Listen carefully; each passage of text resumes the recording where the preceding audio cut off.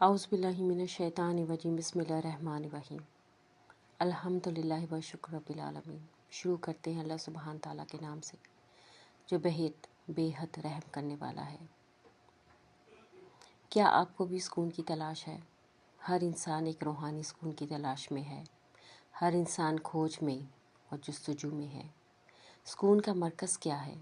ہر انسان یہ چاہتا ہے کہ مجھے وہ مرکز مل جائے جس کی وجہ سے مجھے سکون ملتا رہے، لیکن ہم میں سے ہر کوئی سکون کہاں تلاش کرتا ہے؟ کوئی مال میں تلاش کرتا ہے، کوئی دوستوں میں تلاش کرتا ہے، کوئی تفریح میں تلاش کرتا ہے تو کوئی پڑھنے میں تلاش کرتا ہے۔ سکون کی تلاش کے راستے جدا ہیں۔ ایک خاص حد تک اسے سکون مل جاتا ہے، لیکن پھر وہ سکون سے محروم ہو جاتا ہے۔ یاد رکھیے، سکون اور اطمینان کا مرکز صرف اللہ سبحانہ تعالیٰ کی ذات ہے اور اس رب کی یاد میں ہے۔ سن لو، اللہ کی یاد میں ہی دلوں کا اطمینان ہے۔ اللہ تعالیٰ ہر انسان کی روحانی تلاش کا جواب ہے۔ انسان جس چیز کی تلاش میں ہے وہ اللہ سبحانہ تعالیٰ کی ذات ہے۔ اس کو خبر نہیں، لیکن اصلاً اس کی فطرت اپنے پیدا کرنے والے کی تلاش میں ہے۔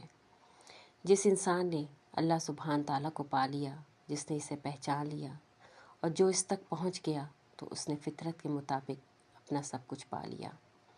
جب تک انسان کو رب نہیں ملتا تو اس کو اطمینان نہیں ملتا۔ جب تک انسان کو رب نہیں ملتا تو اسے سکون نہیں ملتا اور بے سکونی رہتی ہے، کیونکہ وہ اپنی اصل تک نہیں پہنچتا۔